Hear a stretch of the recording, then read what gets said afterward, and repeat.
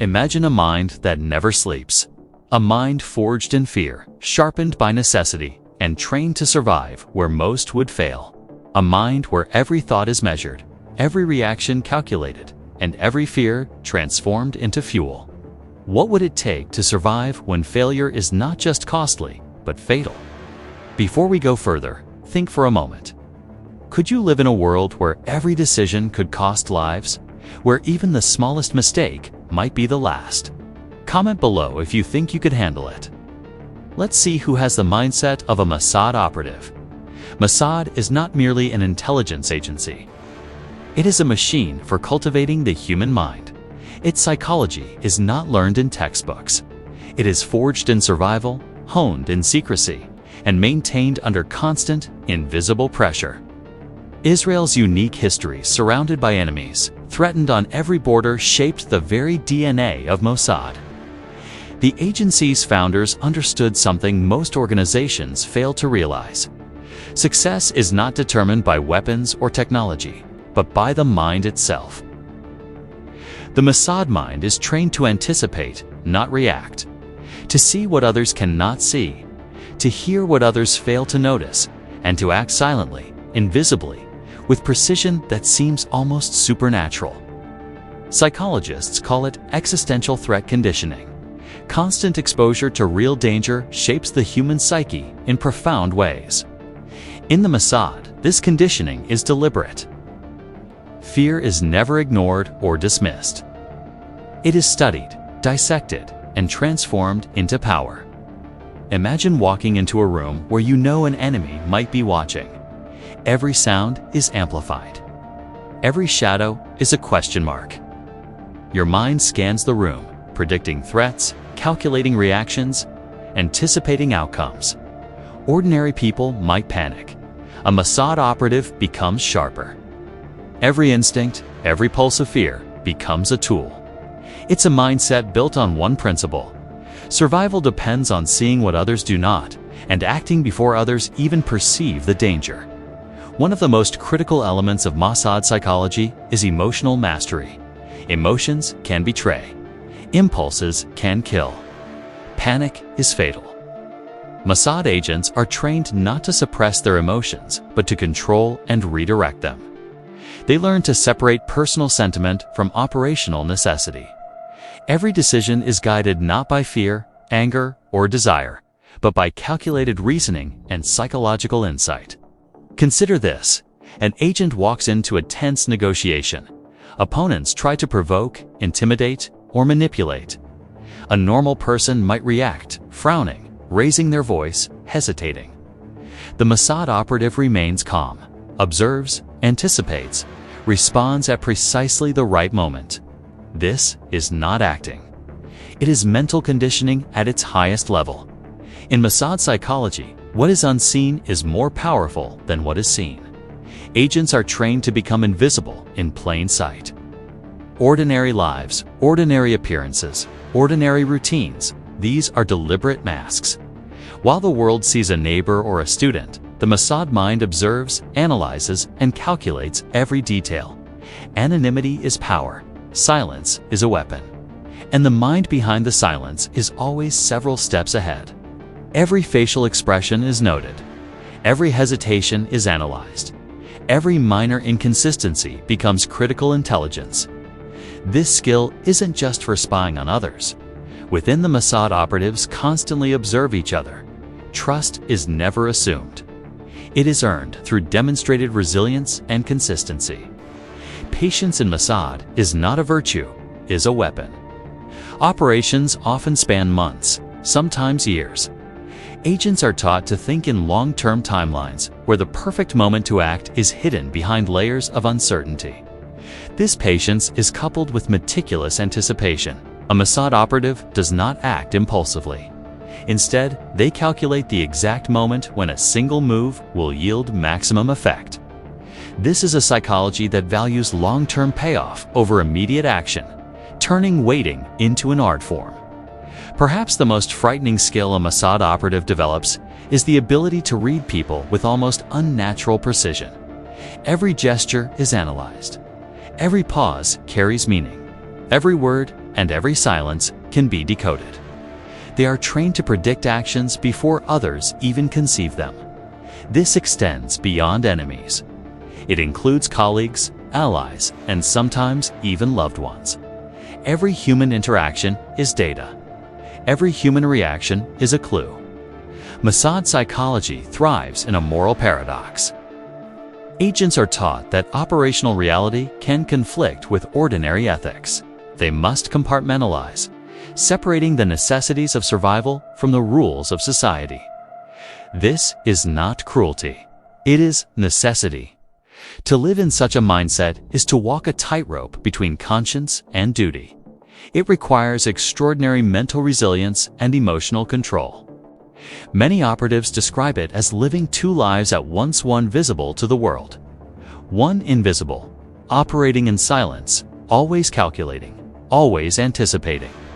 This resilience is forged under extreme pressure. Mossad training involves controlled exposure to stress, with simulations of life-threatening scenarios and high-stakes decision-making exercises.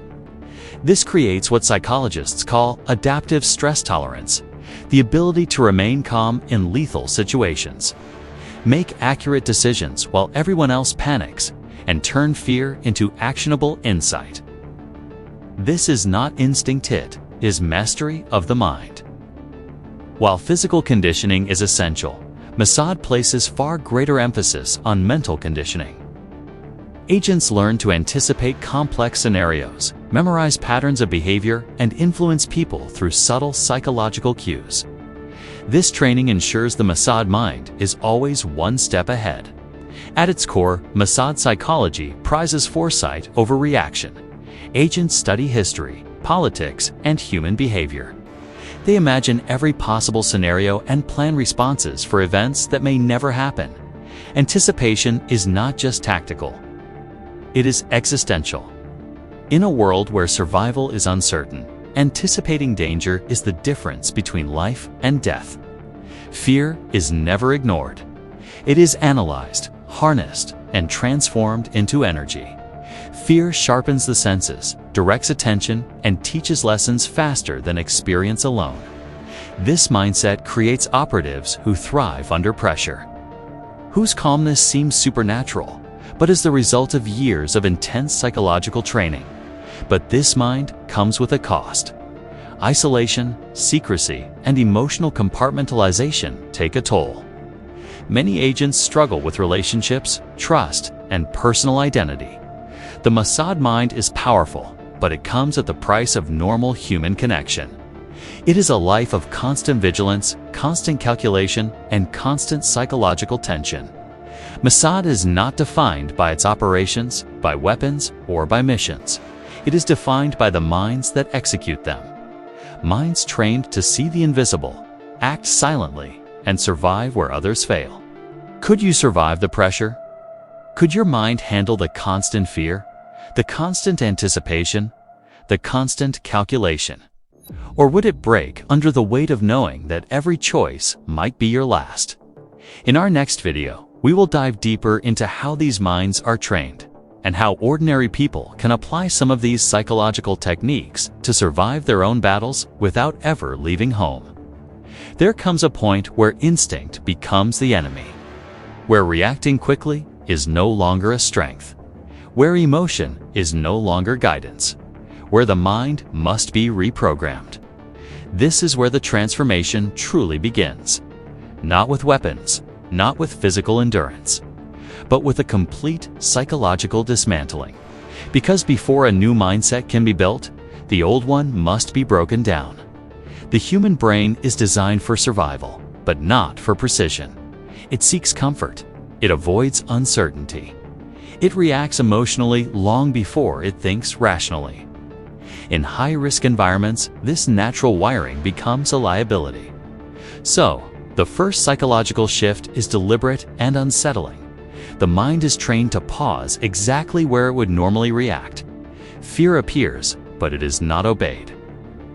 Anger surfaces, but it is not expressed. Impulse arises, but it is not acted upon. Instead, the mind learns to wait. That pause, often lasting only a second, is where control is born. Here's a counterintuitive truth. Confidence isn't built first, pressure is. Long before trust is earned, the mind is placed under controlled psychological strain. Uncertainty is made constant. Instructions are incomplete. The outcomes are deliberately unclear. The brain hates this. It craves clarity, seeks reassurance, and looks for certainty. And it doesn't get it. This discomfort is intentional, because certainty creates dependency, and dependency creates weakness. Over time, the mind adapts. Ambiguity becomes tolerable. A lack of control becomes familiar. Stress just becomes background noise. This is how true psychological resilience is formed, not through motivation, but through exposure. Most people spend their lives running from fear. In this process, fear is brought closer. It's examined, observed, and understood.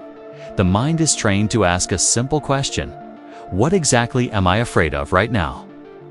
Fear is then broken down into its core components: the physical risk, the social consequence, the loss of control, the uncertainty of the outcome. Once you identify these parts, fear loses its mystery. And what is understood is no longer paralyzing. This is how fear stops being an emotion and becomes what it truly is: information. One of the most critical psychological shifts is learning that feeling something does not require you to act on it. Anger does not mean confrontation is necessary. Fear does not mean you have to escape. Stress does not mean you are about to collapse. The mind is trained to hold emotion in one compartment and decision-making in another. This separation is what allows for calm action in the middle of chaos. It's why someone can experience intense fear without showing it, and why pressure sharpens their thinking instead of destroying it. The emotion still exists, it's just no longer in control. In high-stakes environments, ego is one of the greatest liabilities. It seeks recognition. It demands validation. It reacts personally to insult. So, it must be dismantled. The mind is trained to operate without any personal attachment to the outcome. Success isn't celebrated loudly. Failure is analyzed quietly. There is no room for pride and no space for personal glory. Because ego seeks attention, and attention attracts danger. The most effective mind is the one that does not need to be seen. For most people, identity is fixed. It's your name, your role, your status, your self-image. Here, identity becomes adjustable. It's not erased, but detached. The mind learns that identity is a tool, not a fundamental truth. This creates profound psychological freedom. If your identity can shift, then the fear of judgment weakens. Your attachment to your reputation fades. It becomes far easier to detect when others are trying to manipulate you. A flexible identity is much harder to threaten because it has nothing rigid to defend. Assumptions are dangerous. They fill the gaps in our knowledge with imagination instead of evidence. So, the mind is trained to observe before it concludes. Every single interaction becomes a source of data. The tone of voice, the timing of a response, micro-expressions, behavioral inconsistencies, nothing is taken at face value and nothing is ignored. This level of observation creates an unsettling advantage. It's the ability to sense tension before it surfaces, to detect deception without confrontation, and to predict behavior before the action is taken. The world begins to feel like it's moving slower, because while everyone else is reacting, this mind is already anticipating. Most people think one move ahead. Here, the mind is trained to think 3 outcomes deep. If this happens, then what follows? If that fails, then what changes? If everything goes completely wrong, what options remain? This form of thinking eliminates surprise. Not because every outcome is predicted, that's impossible, but because uncertainty itself is expected. When nothing can truly shock you, panic has nowhere to form.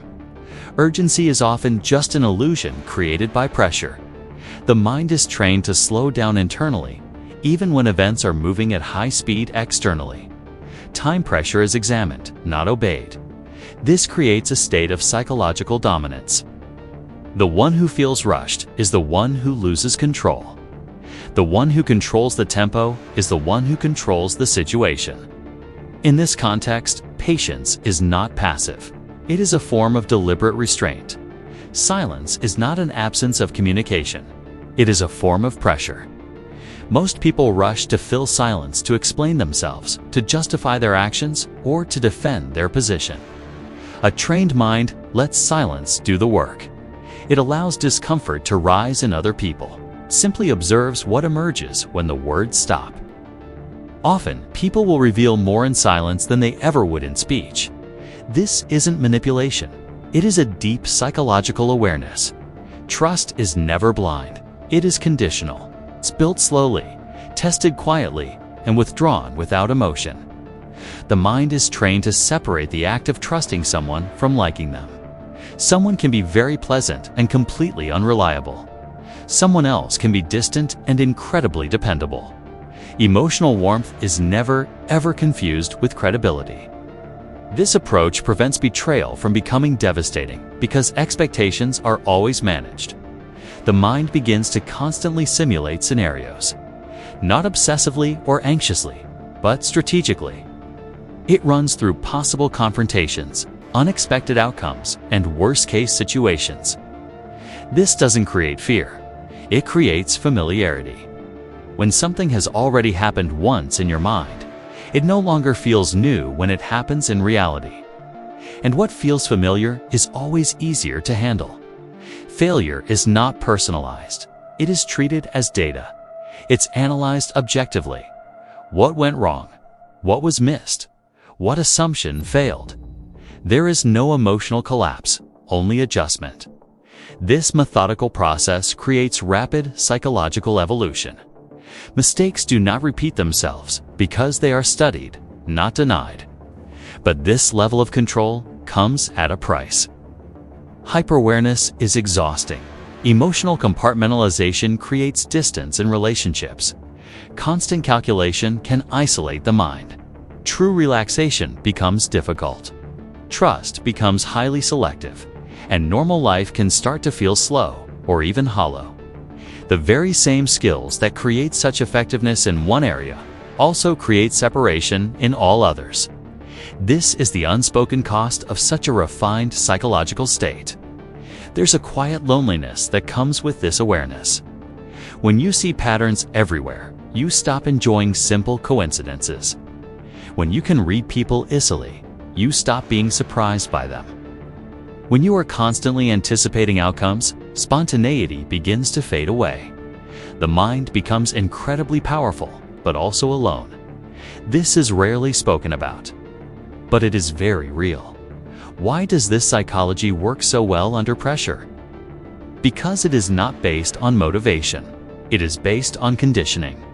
It's not built on inspiration, but on structure. It does not depend on feeling confident. It functions even under extreme doubt, and that is why it holds when everything else falls apart. At the deepest level, the mind accepts one core truth. Control is internal. Events are unpredictable. People can be unreliable. Outcomes are always uncertain. But your response can always be trained. This belief becomes unshakable. And when the mind truly believes this, fear loses all of its authority. This is not a mindset built for comfort. It is built for clarity under pressure. It does not seek peace. It seeks control when peace disappears. The question is no longer whether this psychology is effective. The question is whether a human mind can carry it without losing something essential in return. Silence is not empty. Silence is information. The most dangerous minds in the world are not loud, dramatic, or aggressive. They don't rush to prove their intelligence. They don't dominate conversations. They don't show urgency. They wait. They observe. They let others reveal themselves. This is where psychological power truly begins. Most people believe power looks like confidence, authority, or control. But psychologically, real power looks passive. almost invisible. The person who speaks less often controls the direction of the room because everyone else fills the silence for them. This isn't a coincidence. This is trained behavior. When someone talks continuously, they leak data, their emotions, intentions, insecurities, and patterns. Every sentence is a confession. Every explanation is a weakness. The quiet person collects this data. Understanding this principle alone will completely change how you move through the world. Now, here is the first shocking reality you need to accept. You are being read far more than you are reading others. Your posture, your pauses, the tone you use when you say, "I'm fine," the speed of your replies, the moments you defend yourself without even being accused. Most people believe they are private, mysterious individuals. They are not. They are predictable. And predictability is the easiest thing in the world to exploit.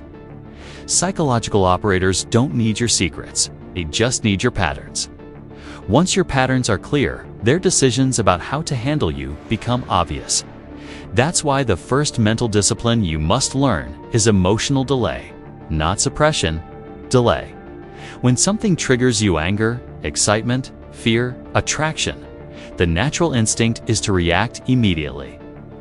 With words, with movement, with facial expressions. Trained minds pause.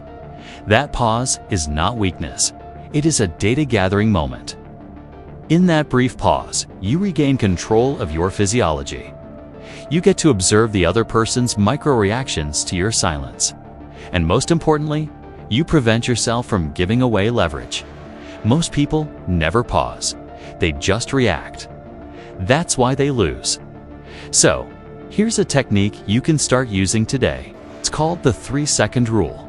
Whenever you feel that emotional urge to respond, whether verbally or physically, just count 3 slow seconds in your mind. Not out loud, internally. During those 3 seconds, do 3 things. Relax your jaw, lower your shoulders, and breathe through your nose. This simple action instantly shifts your nervous system from a reactive state to an analytical one, and you will notice something truly unsettling. The other person often becomes uncomfortable. Why? Because they expected to control you through your reaction. Your silence completely disrupts that power dynamic.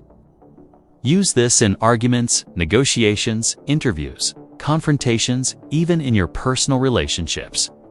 This technique alone can fundamentally change how people treat you.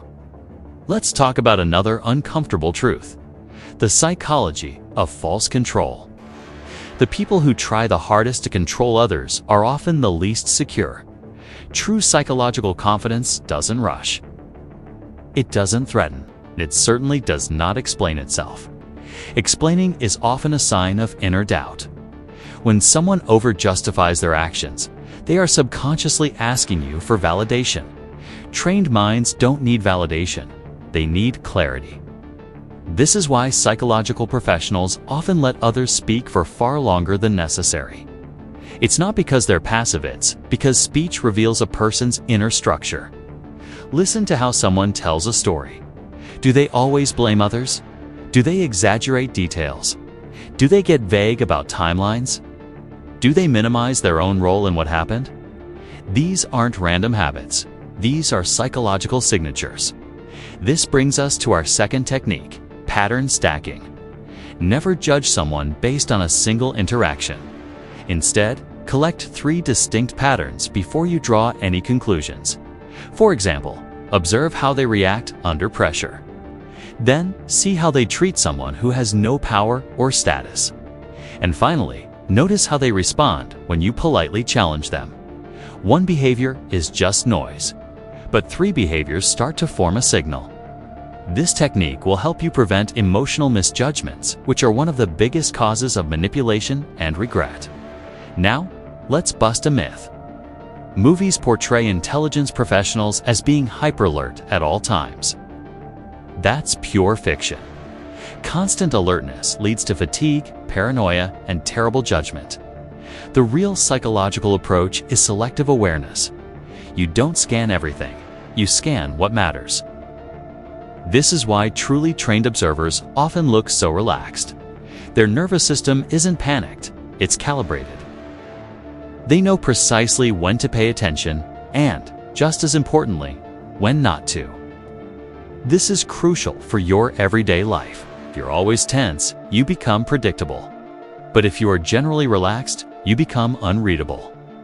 So here is technique 3, relaxed awareness. Practice observing the world without immediately reacting to it. When you're in public places, try this. Notice people's hands before you look at their faces.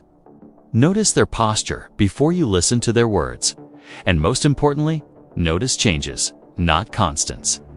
The mind learns through contrast. Someone who suddenly changes their tone of voice, their speed of speaking, or their energy level is revealing far more than someone who just stays consistent. This brings me to a rare mention for context only. Elite intelligence organizations, including the world-renowned Mossad, train their operatives to blend in psychologically, not just stand out physically. The goal isn't to be invisible. The goal is to feel normal. The most dangerous presence in any room is the one that feels familiar and non-threatening. This isn't about some espionage fantasy. This is about fundamental human psychology. People trust what feels normal. And that's why the most effective manipulation rarely feels aggressive. It feels reasonable. Let's talk about the shocking truth about lies.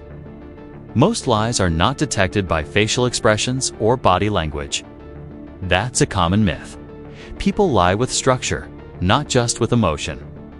So you need to watch for things like over-precision in details, unnecessary, rigid timelines, or answers that begin before the question has even finished. The truth is usually simple and efficient. Lies are constructed, and constructed things always have seams. This leads us to our fourth and final technique, structural listening. Instead of asking yourself, "Is this person lying to me?" ask a better question. Is this answer efficient? Truth doesn't need to overwork. When an answer becomes heavy, convoluted, and full of extra details, it's a sign that something is being artificially supported. Ultimately, the hardest mind to master is your own. External observation is easy compared to internal discipline. Your fears, your ego, your desperate need to be seen, your desire to win every argument, these are your real vulnerabilities.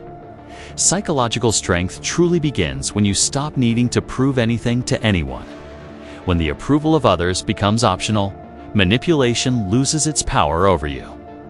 This is why silence, patience, and restraint appear again and again in all forms of high-level psychological training. To close, the legendary reputation of agencies like Mossad is not built on technology alone. It is built on human skills, emotional discipline, pattern recognition, psychological patience, and strategic silence. These are not state secrets. They are human skills available to anyone willing to learn. And that, perhaps, is the most unsettling part of all. This video is for educational and psychological awareness purposes only. The techniques discussed are meant to improve your self-control, observation skills, and personal safety, not to manipulate, deceive, or harm others. The misuse of psychological knowledge can cause real harm. Please use this awareness to protect yourself, improve your communication, and strengthen your emotional intelligence. Now, I want to hear from you. Have you ever noticed how silence can completely change the power dynamic in a conversation? Do you believe emotional control is more powerful than raw intelligence? And which technique surprised you the most? Let me know your thoughts in the comments. Read what others have to say and challenge your own assumptions. Because once you understand the psychology behind power, you start seeing the world very, very differently. And there's no going back. Thanks for watching.